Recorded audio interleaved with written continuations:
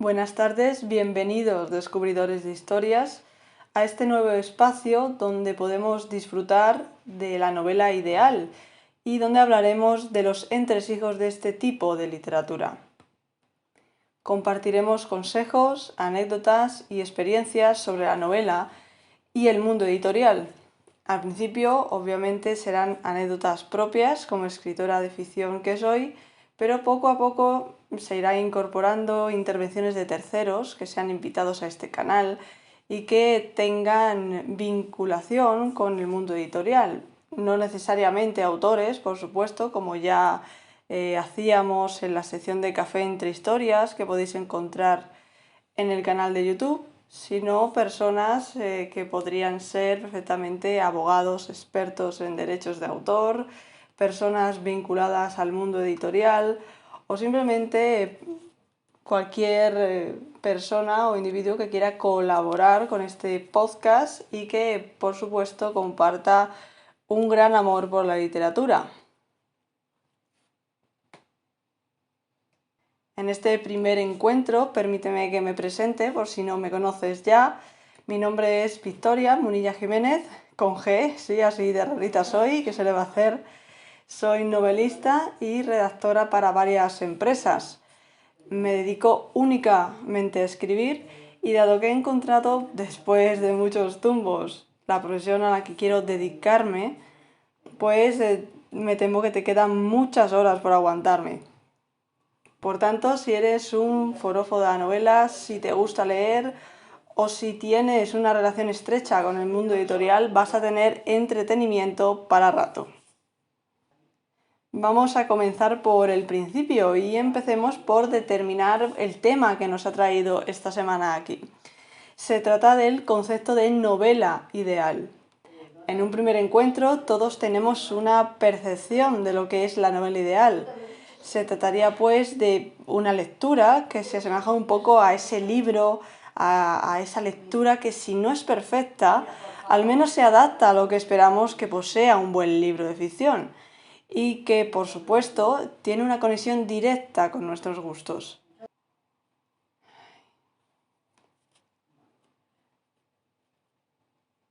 La típica historia que nos transporta, que nos emociona y que salta de nuestra boca en el momento que a alguien se le ocurre preguntar por nuestro libro favorito.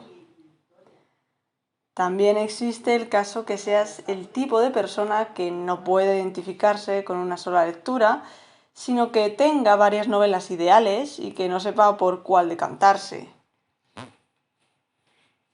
En los casos más extremos, no podrás ni siquiera elegir entre ellas, bien porque haya varias que consideras imprescindibles en tu trayectoria lectora, o no tendrás una que te haya emocionado lo suficiente para encuadrarla como una novela ideal.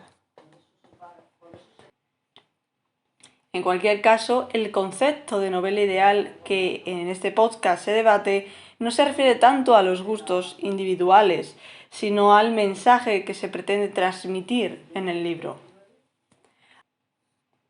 Nos referimos, por tanto, a esa convicción que puede entreverse en las páginas de la novela y que aparece entre la trama y los personajes de manera implícita. Desde mi punto de vista, la novela ideal es ese tipo de libro que más que poner el foco en el género, bien sea de terror, thriller, histórico o cualquier otro ejemplo intermedio, ¿no? entre varios géneros principales, pone la atención en esos valores, en ese ideal que se pretende resaltar a través de los demás elementos del libro. Por tanto, el centro de la novela ideal es la convicción que se pretende transmitir y otros elementos, como los personajes, la ambientación, la trama, son aderezos que acompañan a ese ideal y que lo hacen más apetecible para el lector. Para interiorizar este concepto, para entenderlo, voy a ponerte un ejemplo un tanto culinario que hasta ahora seguro que has comido y no te importará. Imagínate por un momento un estofado de ternera, por ejemplo, en el que, claro está, identificas la ternera, esa salsa con cuerpo, con esas especias qué tanto te gustan sus patatas y su guarnición, y bueno, lo que consideres que tiene que tener un estofado de ternera. Estarás de acuerdo conmigo que la ternera sería el ingrediente principal. Sin ella el plato será cualquier otra cosa, pero no sería un estofado de ternera. Está claro que este no puede faltar, entonces. Por tanto, es el protagonista de la elaboración. El resto de los ingredientes pueden quitarse y seguiría siendo, en teoría, un estofado de ternera, aunque, por supuesto y con toda probabilidad, no estaría ni la mitad de rico solo si lo hicieras con ternera y agua. Algo similar a lo que ocurre en MasterChef con las elaboraciones de los aspirantes. El producto principal es el protagonista y los demás ingredientes lo acompañan para potenciar su sabor, pero no lo enmascaran. Si extrapolamos este ejemplo a la novela ideal, tenemos que esa convicción es el centro de la elaboración y el resto de ingredientes, como pueden ser la trama, los personajes, la ambientación, la estructura, son los aderezos que potencian la calidad del libro, aumentando las probabilidades de que al lector le guste y por ende pues que nos recomiende. Este es precisamente el meollo de la novela ideal, poner en valor esos principios dejando en segundo plano lo demás, aunque por supuesto sin olvidarlo, como es lógico. Un ejemplo más concreto y enfocado al ámbito editorial sería la novela Bajo el mismo sol. Esta lectura, de la que me enorgullezco profundamente, se enfoca en uno de los principios que a mi entender considero más importantes y que debe conservar una persona a ser posible durante toda su vida, que es la libertad. Tanto es así que la trama coloca como personajes principales a tres personas con diferentes perspectivas, pero que en todo caso escenifican la privación de la libertad.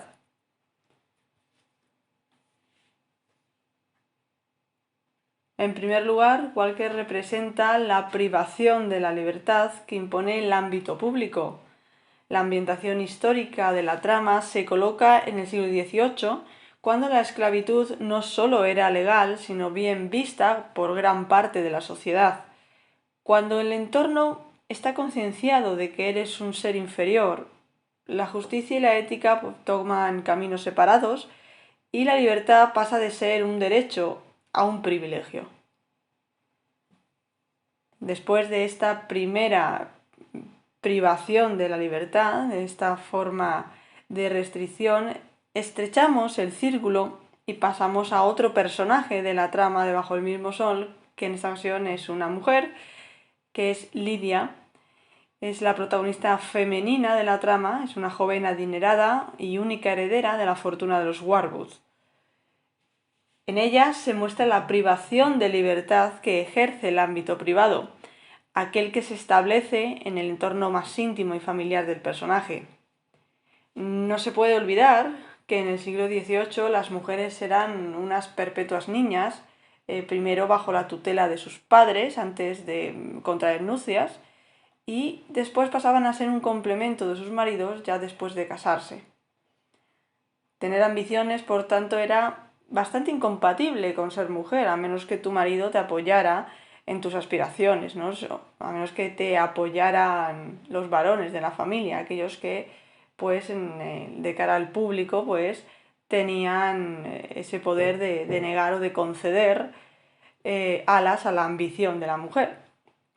Al final era una lotería con pocas probabilidades de acertarse y cuyo premio, pues, podía arrebatarse en cualquier momento, ya fuera por arbitrariedades de los padres o de los maridos o por simplemente fallecimiento de estos. Estrechando aún más las miras, encontramos al tercer personaje que escenifica esta privación de libertad, en este caso es Yamal. Este hombre escenifica esa privación de libertad que se ejerce sobre uno mismo a través de sentimientos como los remordimientos, el odio o la tristeza.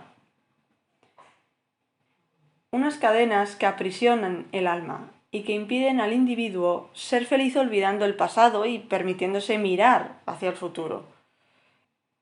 Este círculo tan estrecho de libertad es el más difícil de ampliar con diferencia, ya que la persona que lo ejerce, a pesar de poder ejercer una responsabilidad directa sobre sus acciones, pues está completamente ciega ante la necesidad de aceptación, primero de ese error cometido, y después ante la necesidad de cambio, es decir, esa redención, por así decirlo.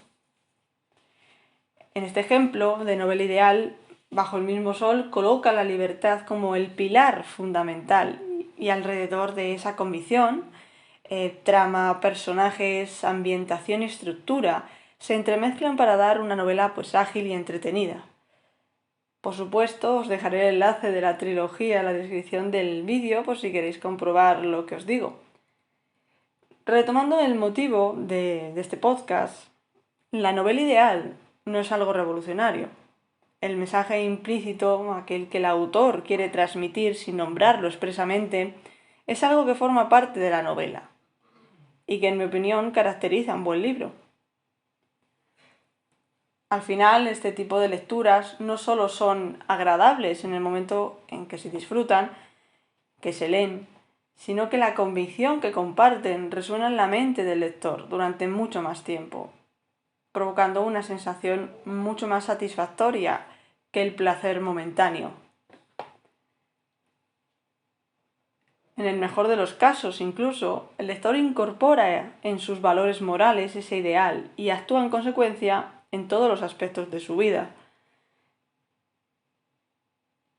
En esencia, las personas seguimos dándole gran importancia a ideales básicos que poco o nada han cambiado con respecto a otras épocas.